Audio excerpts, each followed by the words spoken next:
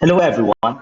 In our previous discussions on the changing landscape of communication, we look at the macro structures of communication. We look at media ecologies, technological shifts, convergence, and spatial politics as well. We concluded in our previous discussion that communication is not a neutral process of exchanging information, but rather a ritual, which is a symbolic process or a world building process of making meaning of the things that are happening around us. In this lecture, we will transition from how communication builds social reality to how it builds us or our identities. To bridge these topics, remember these three dimensions of the communication, of the changing communication landscape. First is that communication as phases. Communication produces physical, digital, and discursive discursive environments that um, dictate who belongs, who is visible, who matters, who is allowed to participate, and at the same time who are excluded in the conversation. Next is that communication as mobility. If there are spaces, then there are also movements. The flow of symbols, data, information, and narratives across converging platforms dictates how freely we navigate different social worlds. And the third is that communication as ideology. Marshall McLuhan points out that the medium is uh, the medium is the message, and that communication embeds power dynamics, economic economic situations, and value systems that tell us what is normal and what is not normal, what is desirable, and what behaviors are also or situations or environments are deviant. So these spaces, mobilities, and ideologies um, form the environment in which we live or the habitat in which we live. And these habitats shape our daily behaviors and provide the categories we use to interpret reality and supply the raw information from which we construct our identity, which is the collection of the data, information, meanings, and narratives about who we are. So identity here does not exist in an isolated or or does not exist in a vacuum. It is actually developed through various human interactions. So let's look at this premise by Michael Hecht that you see on your slide. Michael Hecht says that humans are inherently social beings whose lives revolve around communication, relationships, and communities, and who operate from multiple and shifting identities. Notice these two keywords, multiple and shifting. You are not one fixed or monolithic self.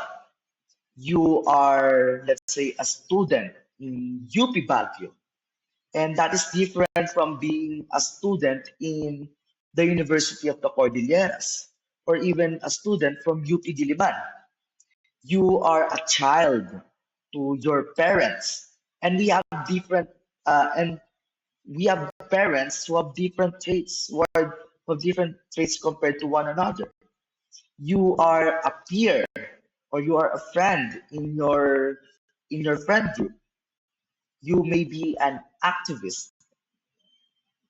You may be or you may have a curated profile on social media.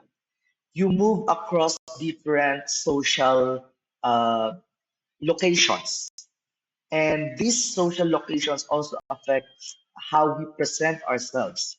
And with each shift in the social location, our communicative performance also adapts. So this premise leads on to our topic, which is the communication theory of identity, which is also uh, conceptualized by Heck and with psychologist Carl Jung. So, in the communication theory of identity, identity is not merely an internal psychological state that we reveal through our interactions. Rather, identity is communication, and communication is identity. So we use communication to name, describe, categorize, and assign characteristics to ourselves and others. And communication defines us when we internalize the judgments, labels, and feedback of our social groups based on our expressive practices. And in other words, identity is a social process. It is constructed by our communication practices and the environments in which we live in, which affects our behaviors and our practices. So, to capture this complexity, the communication theory of identity uh, gives us four frames of identity, which also spans in both individualistic and collectivistic perspectives or dimensions. So let us look at these four frames in detail. So the first frame of identity that CTI or the communication theory of identity conceptualizes is the personal frame. And this is like filling out the blanks. I am blank. I am strong. I am a youth student. I am the favorite of our siblings.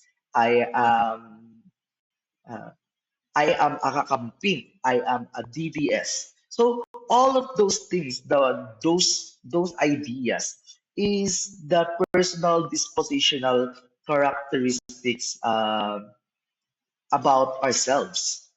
So when it comes to when it comes to those ideas, we think of how we define ourselves in, for example, in quiet moments of introspection. So you may say that I am an introvert, or maybe I am a resilient problem solver, or maybe I am deeply spiritual. So this is our basically our internal blueprint of our self. So this includes our self concept, this includes our self image, this includes our self esteem. The next one, and I think to add more to this frame, this is also the common notion of identity to most people. When people talk about identity, they usually pertain to the personal dispositional characteristics about themselves. But again, the communication theory of identity says that our identity is more than our personal characteristics. Why? Because we also include how identity is expressed and performed outwardly into the world through our clothing, to our language, or through our vocal intonations, and our everyday behavior. In other words, identity is also enacted in communication. And that is why the image that I put here on this slide is somewhat depicts a performative male. Because when we talk about performative males, we talk about people who are wearing stuff, or maybe reading books or drinking matcha or using tote bags just to get because they have a personal agenda of getting the girl that they like. And That means they are actually performing a behavior do not that they do not usually perform, but at the same time they do that to impress someone. So that's a one way to show our enacted frame of identity. We express things and maybe pretend to be one through our performances or outward expressions of our identity. Look at how, uh, and we also have different ways of performance. So, for example, look at how you dress and speak when you are delivering a formal lecture or when you are on a thesis defense compared to what you always wear when you go to school or when you hang out with someone. Um, when you hang out with someone to go to a park. So so you choose a formal dress, you you change your language or the words that you say, or maybe you also fix your posture, and that means you are also enacting a specific category or type of identity in that specific moment. So notice here that the personal and the enacted frames of identity are more on the individualistic side of things. But then the communication theory of identity also shows or also tells us that identity is not just limited to individual notions or informations about the self, but rather identity is also developed through our interactions with our relationships and interactions within our shared group memberships. And that is why we look at the relational frame of identity. Here, identity is embedded within your specific interpersonal relationship. So this means our identity is defined by our relationship, for example, with our parents, or with our classmates, or with our teachers, or with our friends, or with our romantic partners. So you define yourself through a relational interdependence and complementary roles. So, for example, you are in a job interview. So your role there is an employee or an applicant, and you then you are interacting with a supervisor, and that complementary and interdependent relationship affects how we present ourselves to to those people. So the role itself carries meanings that construct or shape our identity. So, for example, your identity when communicating with your younger sibling, if you have a younger sibling, um, as an when you are communicating with your younger sibling as an authoritative, protective elder brother or sister is completely different from your identity when communicating with your teacher, because here your role shifts from a protective older sibling to a more receptive, curious student. So that relationship, the relationship itself dictates who you are in that particular interaction. And to further elaborate on that, we also look at the communal frame, where identity uh, becomes a shared vision of personhood held by a collective, cultural group, or social movement. The overarching characteristics, ideologies, and values of the community are internalized by the individual member. So let's say you are part of the LGBTQ plus community. That community has a shared historical struggle. That community has collective symbols. Let's say you are, uh, you when you identify yourself, or that group identifies themselves by wearing fabulous clothes, or wearing colorful clothes, or speaking languages such as gay lingo. So those collective symbols and those communal vocabularies, as well as the historical, social, political, and even economic context and struggles become an integral part of your individual sense of self, just because you identify yourself as part of that community, or that shared group membership. So you see that these four frames, we must also take note that these four frames are not separate frames. All of these frames exist at the same time. They operate simultaneously, and they create harmonies. Or maybe they also create identity gaps. And that is why we have to understand that identity is the everyday word for a person's sense of who they are. In in critical communication, we operationalize this as a self concept, which is the collection of the collection and also the process of all the ideas that you have about yourself.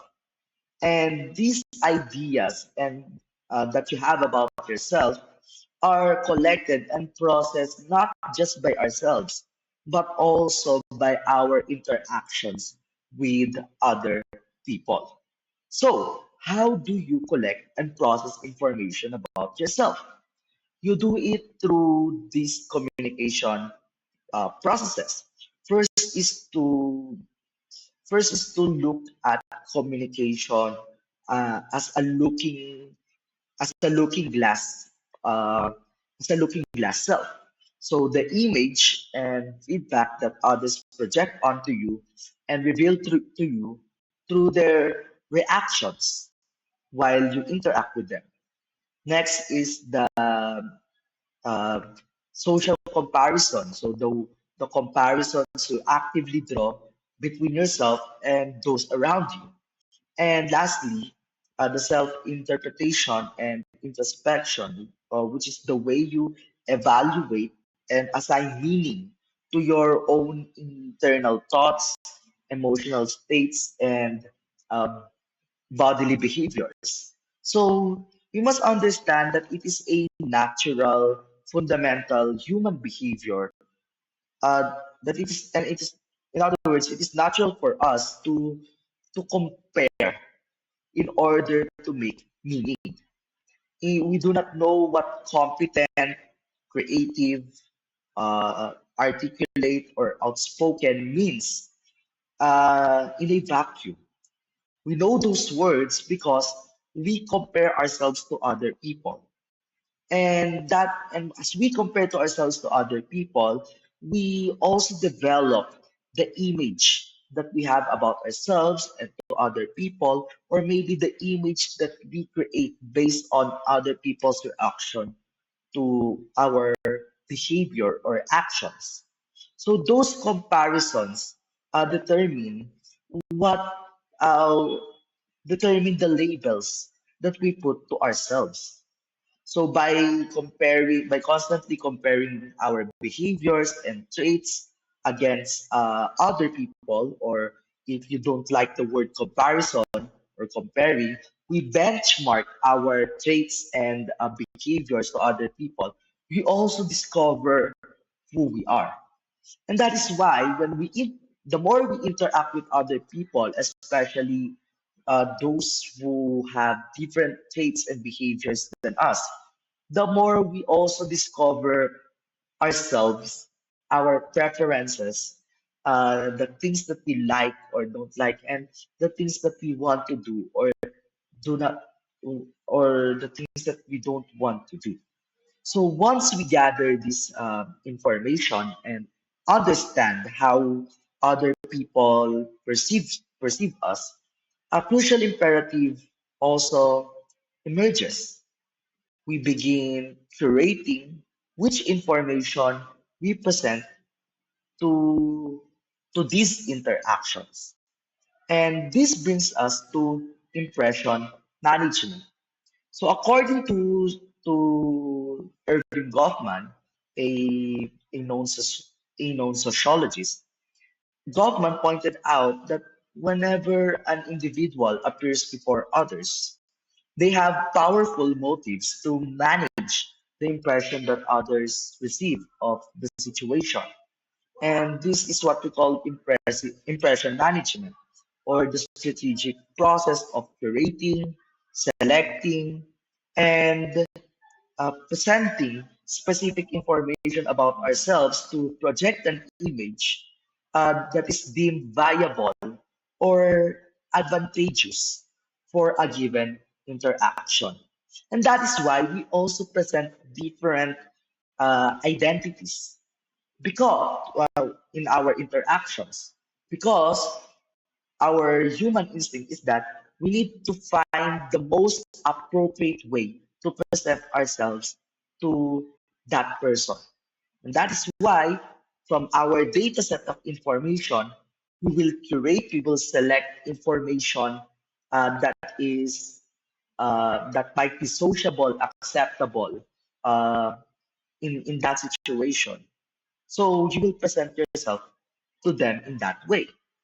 And that is why it feels off when people reveal a lot of themselves, about themselves to you on your first meeting, especially if that person is a complete stranger to you and that interaction is not really solicited or warranted, because you will feel that that person is sharing too much information about themselves, or maybe that person is feeling close to you. So that is why whenever we interact, we always think about what is the most appropriate behavior that I should do in this interaction. And therefore, what is also the best information about me that I have to present to that person? So that is the core idea of impression management. We manage we manage our given expressions, uh, or the intentional verbal behaviors and deliberate curated messages that we share. But also, we we also look and derive our the expressions that we give off.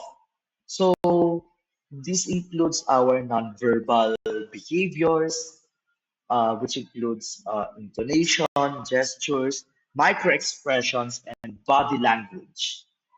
And this also shows, and because uh, Goffman's perspective is very theatrical or performance studies, which is more focused on us being actors or performers on a given stage or space. Um, we also look at the concept of if our performance is convincing. And that is why, for example, um, we imagine that we are in a job interview. We say that I am, uh, as an applicant, we might say that I am extremely confident, and I thrive under tight deadlines or stressful conditions. That is the one expression that is one expression that we give up to that to that situation. But while we are saying that, our voice is cracking, our leg bounces erratically. We showed to our body language that we are tense, we fidget.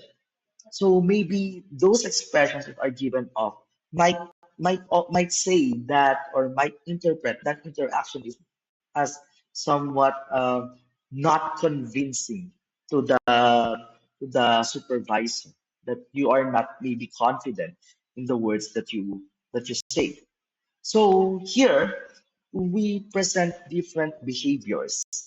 We have a front stage behavior, or where formal performance occurs under a social decorum, institutional hierarchy, or audience expectations.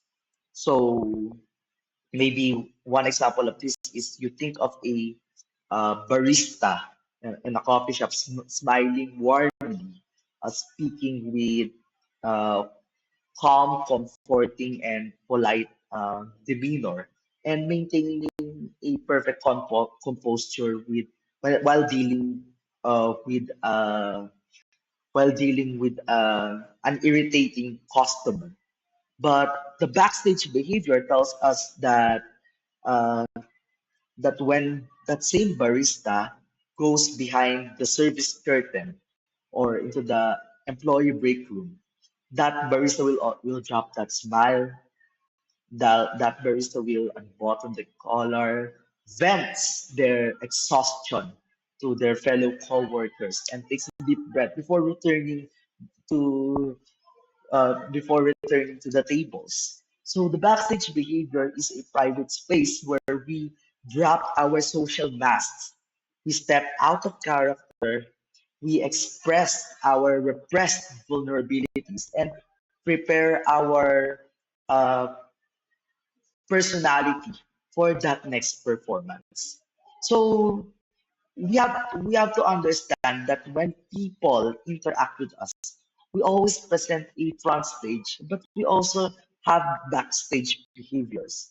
And for us to understand how information moves across these front and backstages during our interactions, we have to look at the Johari window. So the Johari window provides a model of how information about the self is partitioned, or selected, or even curated during our interpersonal interactions. So the Johari window is about the information that you know, or that is unknown to you, and also the information that is known or unknown to other people.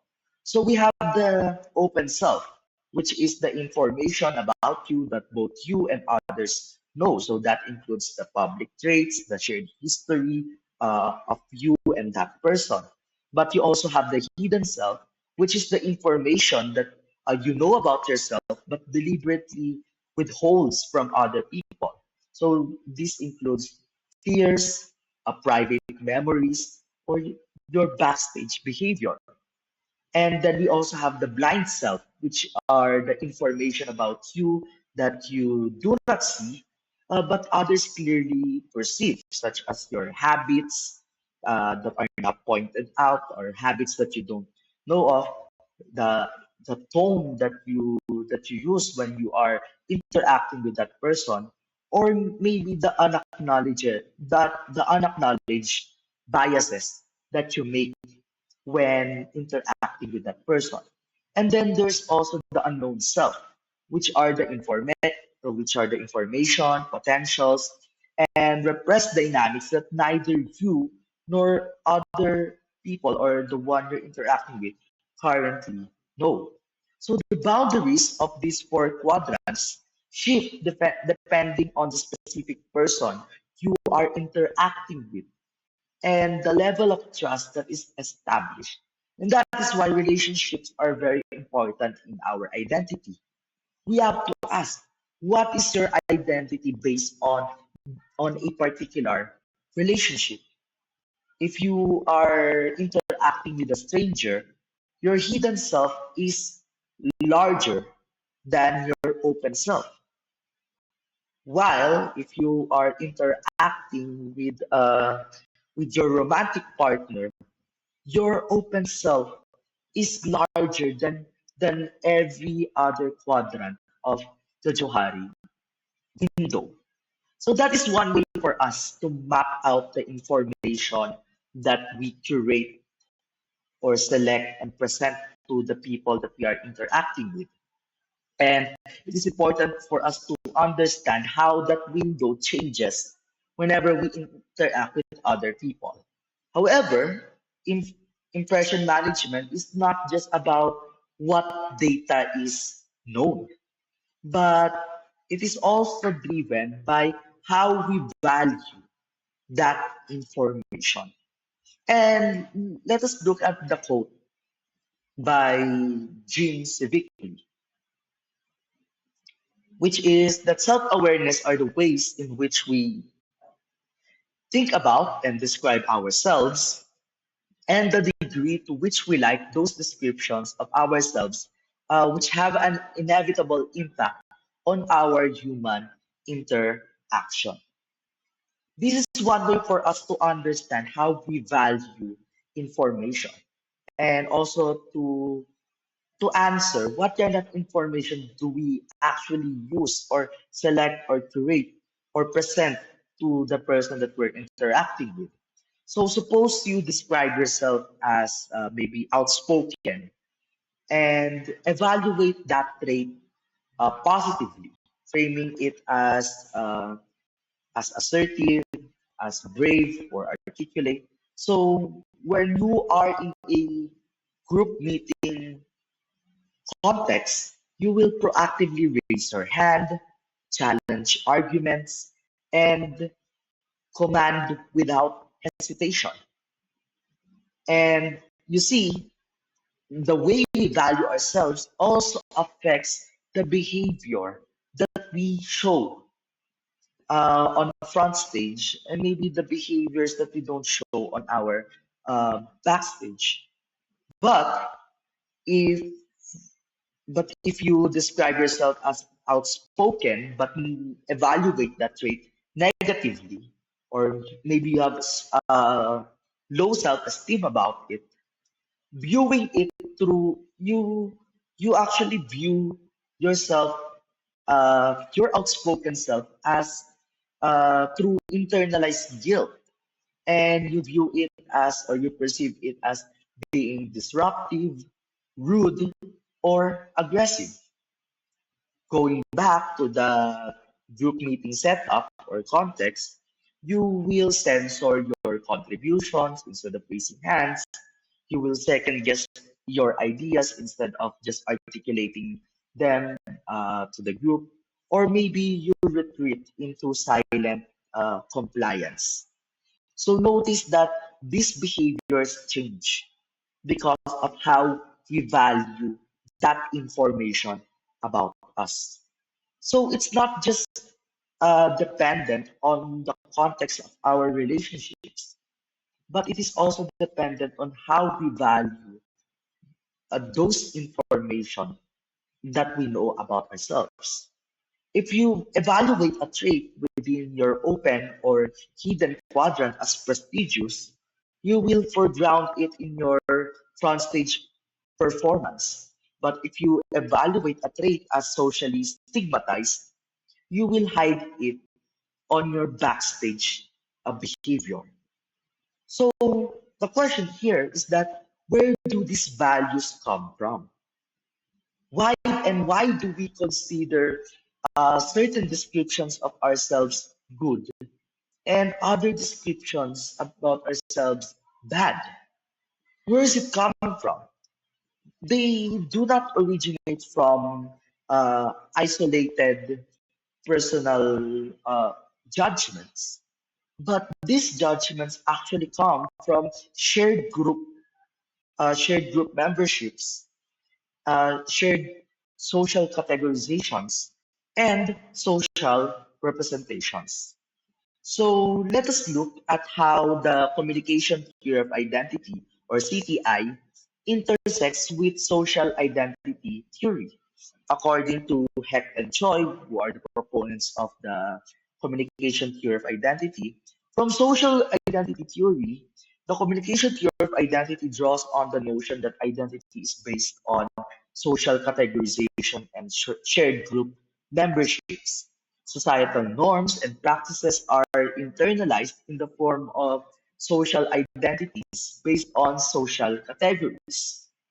So, especially in in-group and out-group distinctions. Here we make sense of the social world by uh, understanding it through in-groups, or the us, or the out-groups, or the them. So it's us versus them. We derive our self-esteem by attributing positive values to our in-group and accentuating our differences with the out-group. And this leads us directly to the concept of social representations. Social representations are shared understandings, ideas, values, and metaphors that groups hold about the world. They provide the common sense frameworks that we use to interpret and navigate social reality. So, social representations establish the rules and the norms of a community. And that rules and norms dictate who belongs in that community and who doesn't belong in that community, whose voices are whose voices matter or carries authority or carry authority in that community, and which expressive practices are being rewarded or punished in that community. So one example is this is when we consider the prevailing social representation ideal of the ideal beauty. Some people would say that that if you are white, if you are skinny, you are beautiful. And it is often coded around uh, it is often coded around the skin tone. It is often coded around our body types. It is often coded around even in the language and in the media that we use and produce. So there's always a standardized or prestige uh, element or accents that we use. And there's also a emotionally restrained patterns when it comes to the language that we also use, especially in that concept. So anyone whose cultural background um, deviates from this representation is positioned to as is positioned differently. So anyone who may try to react that uh, even even those who are plus size people are beautiful, or even those who are not skinny or white skinned are beautiful, will be shunned by that same community or bashed by that same community.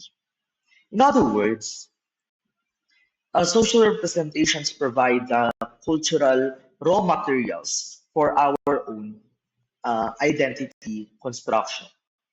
And this also leads us to, or this also gives us a warning about how we see other people, or maybe how we see ourselves. Because social representations are tied to historical power structures, they are also the breeding ground for behaviors such as stereotyping, racism, marginalization, and discrimination and prejudice. So, for example, when dominant media representations consistently associate uh, the working class, or maybe a particular ethno-linguistic minority group with criminality, lack of education, or disorganization, individuals who come from those groups forced to navigate um, forced to navigate in that world um, with those damaging outgroup stereotypes. And therefore, their daily interactions, such as maybe job interviews, maybe their mobility in that area, uh, university admissions, or maybe casual social encounters. While doing those activities, they may face a negative social comparisons and systemic prejudice, requiring them to constantly do extra communicative labor to counter those pre-existing biases. So when dominant social representations frame a marginalized group as inferior, criminal, or subordinate, individuals are pressured to internalize negative comparisons against hegemonic standards. Social comparison ceases to be neutral and it becomes an instrument of structural inequality. So to synthesize or to summarize our lectures for this meeting, we examined how spaces, mobilities, and ideologies of our media landscape establish the environment for identity formation. We also explored the communication theory of identity along with its four frames: the personal, enacted, relational, and communal frames, by and also understanding how individual and collective perspectives affect and construct our identities. And we also look at the idea of self-concept that is built on the collection of data through reflected appraisals and social comparisons, and how we interpret these appraisals and comparisons. We also look at impression management as and the Johari window as a way to understand how we collect data and how we process data through our communication processes.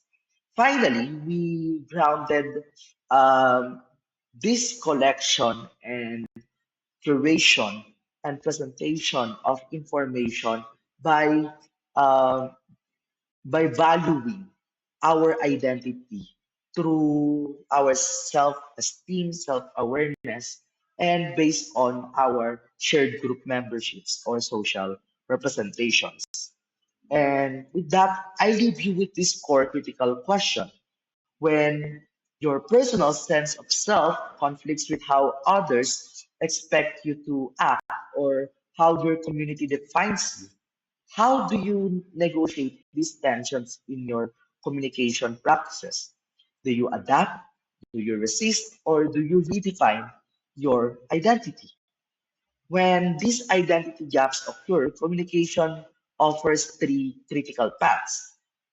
We either adapt or assimilate, so by altering our front stage performance to conform to existing social representations for security or safety, or we resist or um, we subvert our communication practices by deliberately deploying counter performances or refusing dominant scripts about you or about your group, or calling out the ideological structures of othering, or do you redefine or do transform your identity a dialogic by engaging in dialogic communication to build new communal identities or frames, and authoring alternative social representations that expand what is possible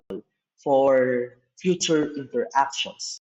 So, in our next meeting, we will try to explore These communication practices or strategies, especially in navigating our identity and at the same time in negotiating uh, the information that we share to other people and in developing our own sense of self. With that, stay safe, stay dry, stay healthy, humayo kayo at magpakarami. Maraming salamat. Thank you for listening to this lecture. See you on our next class meeting.